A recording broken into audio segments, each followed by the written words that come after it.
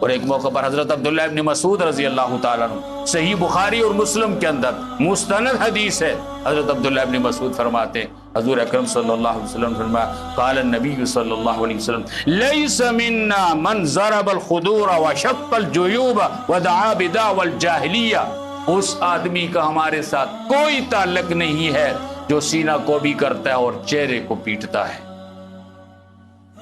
من ضرب الخدور وشق الجیوب ودعا بدعوى الجاہلیہ، اور دور جاہلیت کی طرح کی آوازیں نکالتا ہے، بیان کرتا ہے۔ اللہ کے نبی نے فرمایا اس کا میرے ساتھ کوئی تعلق نہیں۔ اور ایک اور حدیث کے اندر آتا ہے حضور علیہ السلام نے فرمایا لعن رسول اللہ صلی اللہ علیہ وسلم النائحۃ والمستمعۃ، حضور علیہ السلام نے بیان کرنے والی عورت پر بھی لعنت کی اور بیان سننے والی عورتوں پر بھی لعنت کی۔ یہ ہمارے محلوں میں مخصوص عورتیں ہوتی ہیں، مخصوص عورتیں ماتم کرنے والی ہوتی ہیں، کوئی بھی مر جائے محلے میں وہ آ کر ایسے روتی ہیں جیسے اس کا باپ مر گیا، ایکٹنگ کرتی ہیں، تسنن سے روتی ہیں۔ یہ ماتم ہوتا ہے نا، ذرا دیکھا کرو، عورتیں کہتی ہیں فلانی کو بتاؤ بلاؤ ماتم کرے، یعنی مصنوعی ماتم کیا جاتا ہے، غم کا اظہار کیا جاتا ہے۔ اللہ کے نبی صلی اللہ علیہ وسلم نے منع فرمایا، لعنت کی بیان کرنے والی پر اور بیان سننے والی پر۔ میرے دوستو، ان حقائق کو سامنے رکھیے، قرآن حکیم کی ان 2 آیات مبارکہ کو اور رسول اللہ صلی اللہ علیہ وسلم کے ارشادات کو، تو اس پروپیگنڈے سے باہر نکلیں۔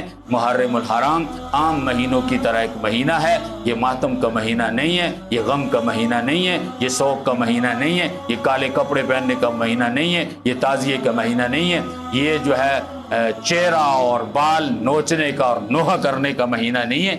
پھر دیکھیے، اگر شہیدوں پہ ماتم کرنا ہے تو آپ کس کس شہید کا ماتم کریں گے؟ کرتے ہو تو پھر سب کا کرو نا، کرنا ہے تو پھر سب کا کرو نا۔ پھر 12 ربیع الاول کو جشن نہیں منایا کرو، ماتم کیا کرو جس دن اللہ کے پیغمبر دنیا سے تشریف لے گئے۔ حضرت فاطمہ زہرا رضی اللہ تعالیٰ عنہ فرماتی ہیں مدینے کا سفید دن اس دن تاریک ہو گیا تھا جس دن میرے ابا کا انتقال۔ صحابہ کے ہوش و حواس اڑ گئے تھے۔ حضرت عمر جیسا شخص تلوار ننگی نکال کر ہاتھ میں پکڑ کہتا ہے خبردار کسی نے کہا میرے پیغمبر فوت ہو گئے میں اس کی گردن اڑا دوں گا۔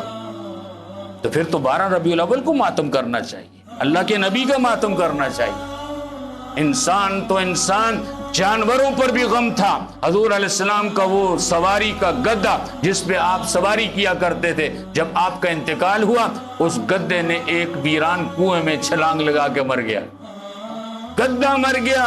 اس نے کہا میرا سوار دنیا سے چلا گیا ہے، اب میں بھی دنیا میں نہیں رہوں گا۔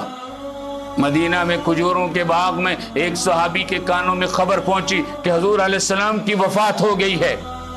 اسی وقت ہاتھ اٹھائے، فرمایا اے اللہ اب اگر یہ میری آنکھیں میرے نبی کو نہیں دیکھیں گی تو کسی اور کو نہ دیکھیں، میری بینائی لے لے۔ اسی وقت وہ اندھا ہو گیا۔